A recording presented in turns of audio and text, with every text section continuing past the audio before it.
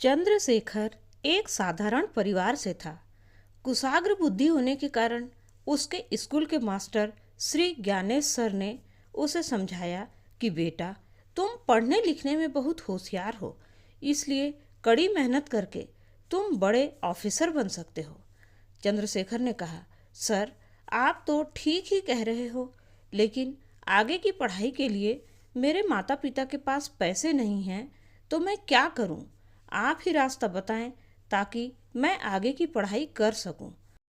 Sir बोले, बेटा, जो बच्चे गरीबी रेखा के नीचे आते हैं उनके लिए सरकार ने नई योजना निकाली है। उस योजना के तहत कोई भी बच्चा जिसने बोर्ड की कक्षा में 70% से अधिक अंक लाए हों, उन्हें स्कॉलरशिप के माध्यम से इतने पैसे दिए जाएंगे कि वह बच्चा अपने आगे की पढ़ाई पूरी कर सके। सर की ऐसी बातें सुनकर चंद्रशेखर खुशी के मारे उछल पड़ा। उसने अपने सर के पैर बड़ी विनम्रता से छुए और अपने घर में आकर यह बात अपने माता पिता को बताई तो उन्होंने कहा, ये तो बहुत अच्छी बात है बेटा, हम भी चाहते हैं कि तुम पढ़ लिख कर बहुत बड़ा आदमी बनो, हमारी तरह दुख रूपी कांटों भरी जिंदगी न जियो। अपने मम्मी पापा की बातें सुनकर चंद्रशेखर बहुत ही खुश हुआ। उसने यह खबर अपने दोस्तों को खुशी खुशी बताई तो उन्होंने कहा, देख चंद्रू, तू शहर में जाकर हमें भूल तो नहीं जाएगा ना? तू हमेशा हमसे मिलने आएगा ना? चंद्रशेखर बोला, हाँ बाबा, मैं तुम सबसे मिलने आया करूँगा, और सच बताऊँ तो तुम्हें या मेरे माता पिता को छोड़कर जाने का मन तो मेरा भी नहीं है, लेकिन क्या करूँ, मजबूरी है। अगर तुम्हारा साथ को देखूंगा तो मैं अपने मम्मी पापा के सपनों को पूरा नहीं कर पाऊंगा, इसलिए मुझे उच्च शिक्षा के लिए शहर तो जाना ही पड़ेगा। चंद्रशेखर सभी से मिला और दूसरे दिन उच्च शिक्षा के लिए शहर जाने को तैयार हुआ। चंद्रशेखर तैयार तो हो गया, लेकिन शहर तक जाने के लिए टिकट का पैसा कहाँ से आएगा, यह उसे समझ नहीं आ रहा था कि उसके सर उसके घर पहुँच गए और वे अच्छी तरह से जान रहे थे कि चंद्रशेखर के मम्मी पापा की आर्थिक स्थिति ठीक नहीं है। इसलिए उन्होंने बस का टिकट लाकर दिया और कहा, ये गिफ्ट मेरे होनहार भविष्य के लिए। सर ने गिफ्ट इसलिए कहा ताकि चंद्रशेखर के मन में या उसके मम्मी पापा के मन में यह बोझ न रहे कि सर को टिकट का पैसा लौटाना है, क्योंकि वे जानते थे कि गिफ्ट तो अपनी मर्जी से दिया जाता है, उसका कोई लेन देन नहीं होता। चंद्रशेखर अब खुशी खुशी उच्च शिक्षा के लिए शहर चला गया। शहर में जाकर चंद्रशेखर ने इतनी मेहनत की कि उसने अपने कॉलेज के सारे लड़कों को पीछे छोड़ दिया। उसके कॉलेज के अमीर बाप के बेटे तो चंद्रशेखर की काबिलियत को देखकर दांतों तले उंगलियां दबाते थे। अपने पैसों के दम पर बहुत से लड़कों को अपनी ओर कर लिए थे और वे ऐसा एक भी मौका नहीं छोड़ते थे चंद्रशेखर को नीचा दिखाने का। जब नहीं तब वे लोग उसकी हंसी उड़ाते और ऐसी चालें चलते थे जिससे वह अपने कॉलेज के सर और मैडम लोगों की नज़र से भी गिर जाए। लेकिन चंद्रशेखर तो साफ दिल का लड़का था। वह उनके दांव पेच को समझ नहीं पाता था और अपने लक्ष्य को ही ध्यान देकर पढ़ाई करता और उनकी बातों को ध्यान ही नहीं देता था। लेकिन उन अमीर बाप के बेटों की हरकतें उसी के क्लास की एक लड़की जिसका नाम मोना था उसे अच्छी नहीं लगती थी। उसे उन लड़कों के लिए बहुत गुस्सा आता था। कभी कभी तो वह चंद्रशेखर की साइड लेकर उनसे भिड़ जाती थी। उसे चंद्रशेखर का व्यवहार, उसकी आदतें बड़ी अच्छी लगती थी। वह मन ही मन उससे प्यार करने लगी थी। लेकिन चंद्रशेखर ने मोना के बारे में ऐसा कुछ भी नहीं सोचा था। वह एक साफ दिल का लड़का था जिसका एक ही लक्ष्य था, पढ़ाई में टॉप करके अच्छी नौकरी पाना, जिससे उसके परिवार की आर्थिक स्थिति में सुधार आ सके। वहीं मोना के पापा उस शहर के जाने माने वकील थे और मोना उनकी इकलौती संतान थी। एक दिन उन अमीर लड़कों ने चंद्रशेखर को जानबूझकर पीछे से अपनी गाड़ी से टक्कर मार दी, जिससे चंद्रशेखर धड़ाम से गिर गया। उसे बहुत ज़्यादा चोट आई थी। वह वहीं सड़क पर गिरा तड़प रहा था, लेकिन उन निर्दयी लड़कों ने उसे अस्पताल ले जाना जरूरी नहीं समझा। इत्तेफाक से मोना अपने पापा के साथ उसी रास्ते से जा रही थी। लोगों की भीड़ देखकर मोना के पापा ने गाड़ी रोकी और उसे देखने गए कि किसको क्या हो गया। मोना भी उनके साथ चली गई। मोना ने देखा वह जख्मी कोई और नहीं बल्कि चंद्रशेखर है। उसने अपने पापा से कहा, पापा यह चंद्रशेखर है, हमारे ही कॉलेज में पढ़ता है, प्लीज़ पापा इसे जल्दी से जल्दी हॉस्पिटल पहुंचाइए। वकील साहब बोले, ठीक है बेटा, तुम चिंता मत करो, इसका इलाज अच्छे अस्पताल में अच्छे डॉक्टर से करवाएंगे। मोना ने एम्बुलेंस को फ़ोन किया और उसे अस्पताल ले गए। अस्पताल में जाकर वकील साहब ने डॉक्टर से कहा, आप इनका इलाज अच्छे से कीजिए, पैसों की चिंता न करें। अपने पापा की ऐसी बातें सुनकर मोना खुश हो गई। चंद्रशेखर का कुछ दिनों तक अस्पताल में ही इलाज चला। अब वह बहुत जल्दी ठीक हो रहा था। मोना ही उसका देखभाल करती थी। समय समय पर अस्पताल जाकर उसे खाना खिलाना, अस्पताल का बिल भरना आदि काम करने लगी। चंद्रशेखर को पता ही नहीं चला कि अस्पताल का बिल कितना हुआ और किसने भरा। अब चंद्रशेखर डिस्चार्ज हो गया। अब उसके सामने समस्या थी कि वहाँ से कहाँ जाएगा, क्योंकि उसका गांव तो बहुत दूर था और वह जिन लड़कों के साथ किराए के रूम में रहता था, वे लड़के भी पुलिस की पूछताछ के डर से रूम खाली करके कहीं चले गए थे। मोना ने जब यह जाना कि चंद्रशेखर का रहने का कोई ठिकाना नहीं है, तो उसने अपने पापा से परमिशन लेकर उसे अपने घर ले गई। अब चंद्रशेखर को समय समय पर फल, दवाई, भोजन मिलने लगा, जिससे वह बहुत जल्दी ठीक हो गया। वकील साहब को भी चंद्रशेखर का व्यक्तित्व बहुत प्रभावित किया। वे भी उसे बहुत पसंद करने लगे थे। जब नहीं तब वे चंद्रशेखर की तारीफें करते रहते। चंद्रशेखर की तारीफें सुनकर मोना बहुत खुश हो जाती। इतने दिन साथ रहने से अब चंद्रशेखर भी मोना को पसंद करने लगा था। चंद्रशेखर के मन में जब भी ऐसी बातें आती, वह अपने आप को समझाता, नहीं नहीं, मैं कहाँ एक गरीब आदमी का बेटा और मोना कहाँ इतने बड़े वकील की इकलौती संतान। नहीं, ऐसा कभी नहीं हो सकता। ऐसा सोचकर वह उदास हो जाता। उसने अपने मन में सोच लिया था कि अगर मोना की तरफ से बात आगे बढ़ेगी तभी मैं इस बारे में सोचूंगा, वरना ऐसा सोचना भी मेरे लिए पाप होगा। ऐसा सोचकर चंद्रशेखर ने मोना के बारे में सोचना ही छोड़ दिया। उधर मोना का प्यार चंद्रशेखर के लिए परवान चढ़ रहा था। उसने एक दिन गार्डन में चंद्रशेखर को अकेला बैठा देखा। उसके पास गई और बोली, चंद्रू, मैं तुम्हें कैसी लगती हूँ? चंद्रशेखर ने अपने लिए चंद्रू शब्द सुना तो उसे मोना के लिए एक अजीब सी फीलिंग हुई, लेकिन अपने जज्बातों को दबाते हुए उसने कहा, बहुत अच्छी। चंद्रशेखर के मुंह से ऐसे शब्द सुनकर मोना खुशी के मारे उछल पड़ी और उसके गले से लिपट गई। वकील साहब ने मोना को चंद्रशेखर के गले लगते हुए देखा, लेकिन उस समय उन्होंने उसे कुछ नहीं कहा, क्योंकि वे उस समय किसी जरूरी काम से बाहर जा रहे थे। लेकिन उनका मन जिस काम के लिए गए थे उसमें न लगकर बार बार चंद्रशेखर से मोना का गले लगना उनकी आंखों के सामने एक चलचित्र की भांति आते रहते थे। उनका मन बेचैन था, इसलिए वह काम भी नहीं बना जिसके लिए वे गए हुए थे।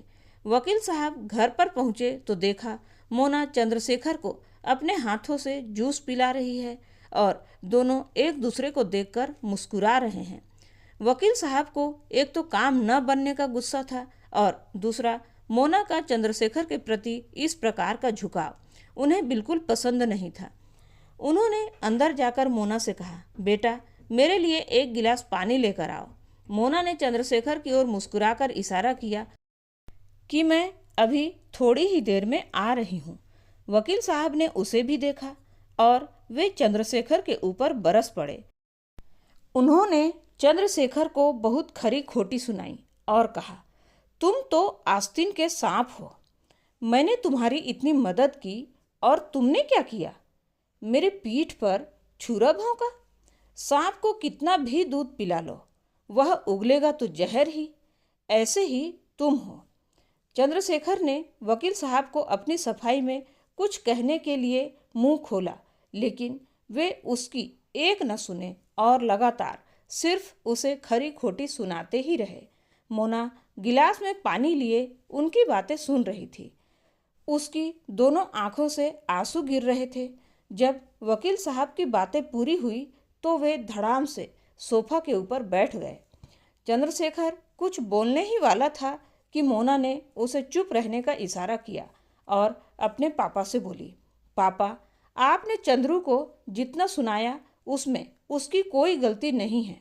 उसने मुझे कभी भी ऐसा करने के लिए मजबूर नहीं किया। सच तो यह है पापा कि मैं बहुत पहले से ही चंद्रू को पसंद करने लगी थी। और आपको याद है ना पापा, आप भी तो इसकी ऐसी तारीफें किया करते थे कि आपकी जुबान नहीं थकती थी। फिर वो क्या था पापा? वकील साहब बोले, हाँ, मैंने इसकी बहुत तारीफें की हैं और मुझे यह अच्छा भी लगता है, लेकिन ऐसा तो नहीं कि जो भी अच्छा लगे उसे अपना दामाद ही बना लूं। ये कहाँ से है? इसके मम्मी पापा क्या करते हैं, तुझे कुछ पता भी है? इतने दिन हो गए चंद्रशेखर को यहाँ रहते, कभी भी तूने देखा इसके माँ बाप ने कभी इसके बारे में पता करने की कोशिश की? मोना के पास इस बात का कोई जवाब नहीं था, इसलिए वह चुप हो गई। लेकिन चंद्रशेखर अपनी सच्चाई नहीं छुपाना चाहता था, इसलिए उसने अपने और अपने मम्मी पापा के बारे में सारी सच्चाई बता दी। चंद्रशेखर की बातों से वकील साहब बहुत प्रभावित हुए। उनका गुस्सा एकदम शांत हो गया और वे अपने कमरे में चले गए। मोना भी गुस्से में अपने पापा के कमरे में गई और बोली, देखा पापा आपने, चंद्रू अगर झूठा होता तो झूठ बोल सकता था, क्योंकि हम लोग तो उसके बारे में नहीं जानते थे, लेकिन उसने अपने बारे में सारी सच्चाई बता दी। अब आप क्या सोच रहे हैं पापा? वकील साहब बोले, बेटा, मैं समझ गया, यह लड़का तुझे कभी धोखा नहीं दे सकता। भले ही वह धन से गरीब है, लेकिन मन से बहुत अमीर है। इससे अच्छा जीवन साथी तुझे कोई दूसरा नहीं मिल सकता। मैं तो अपने पैसों के दम पर कई अमीर दूल्हे खरीद सकता हूँ, लेकिन इसके जैसा नेक इंसान नहीं खरीद सकता। मुझे माफ़ कर दो बेटा। मोना बोली, पापा, आपकी भी कोई गलती नहीं है।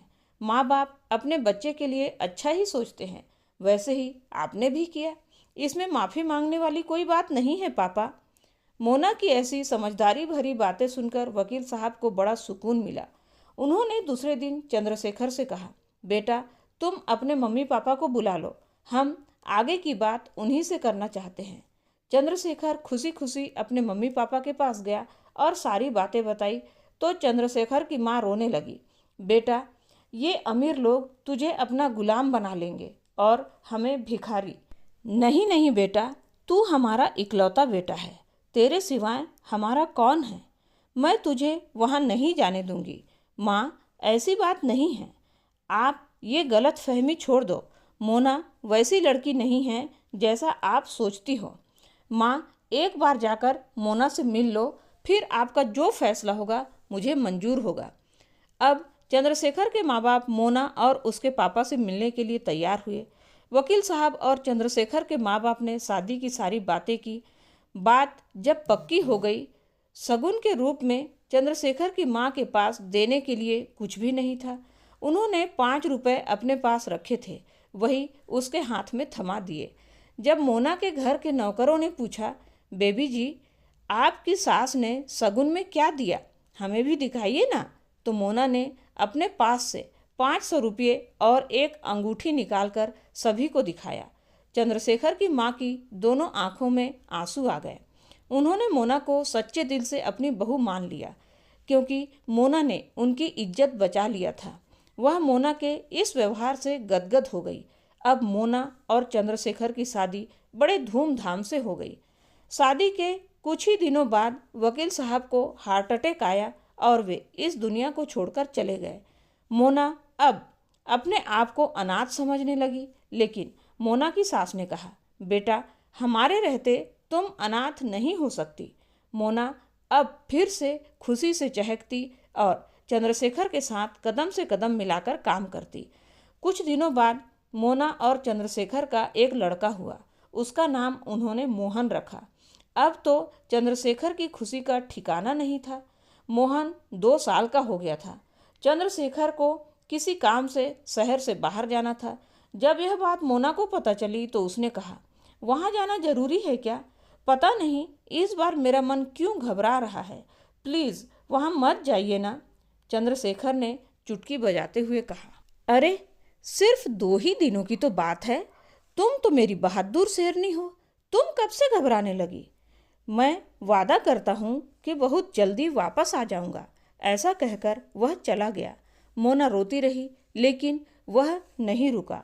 और किस्मत का खेल देखो, चंद्रशेखर जैसे ही वहाँ का काम निपटाकर वापस अपने घर आ रहा था कि वह जिस बस में बैठा था वह बस एक पुल के टूट जाने से खाई में गिर गई, जिससे उसमें बैठे सभी यात्रियों की जान चली गई।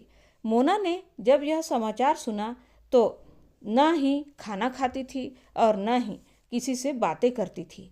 ऐसे करते हुए 1 साल बीत गए। अब मोना के सास ससुर ने फैसला लिया, हमारा बेटा नहीं है तो क्या हुआ, हमारी बहू हमारी बेटी की तरह है। अब इसके उज्जवल भविष्य के बारे में सोचना हमारा कर्तव्य है। हमारा वंश चलाने के लिए तो इसने हमें पोता दे दिया है, लेकिन अब हमारा भी फर्ज बनता है कि हमारी बेटी के उज्जवल भविष्य के लिए कुछ अच्छा सोचना है। और उन्होंने मोना के पापा के दोस्त के बेटे के साथ मोना की शादी करने का निर्णय लिया। मोना तो मना करती रही, लेकिन मोना की सास उससे भी ज़्यादा दुखी रहने लगी और आए दिन अपने आप को ही कोसती, काश हमारा बेटा चंद्रू नहीं होता तो आज हमारी बहू विधवा न होती। और मोना की चिंता में वह बीमार रहने लगी। मोना की सास की हालत देखकर सभी लोगों ने उसे समझाया कि इतनी बड़ी लंबी जिंदगी को खुशी और इज्जत के साथ जीने के लिए एक जीवन साथी की ज़रूरत होती ही है, इसलिए मान जाओ बेटा। फिर मोना ने भी सोचा, ये लोग भी ठीक ही कह रहे हैं, क्योंकि मोना का बेटा मोहन तो बड़ा होकर अपनी शादी करके खुश रहेगा, लेकिन मेरे बुढ़ापे के लिए कोई ना कोई तो चाहिए। जैसे अभी उसके सास ससुर एक दूसरे का साथ निभाते हैं। और उसने अपने सास ससुर की खुशी के लिए हाँ कह दिया। मोना के हाँ कहते ही उसकी सास के तबीयत में धीरे धीरे सुधार आने लगा और वह बहुत जल्दी ठीक होकर अपनी बहू को बेटी के रूप में विदा करने की तैयारी में जुट गई। और एक अच्छा सा मुहूर्त देखकर मोना और विशाल की शादी कर दी गई। अब मोना को जब मन लगता अपने बेटा और सास ससुर को देखने अपने मायके आ जाती और विशाल के साथ एक खुशहाल जीवन जीने लगी। तो दोस्तों, मोना के सास ससुर ने ठीक किया या गलत किया, कमेंट करके ज़रूर बताइएगा। और यह कहानी अच्छी लगी हो तो हमारे चैनल को सब्सक्राइब कीजिए, लाइक कीजिए और अपने फ्रेंड्स में शेयर कीजिए। धन्यवाद।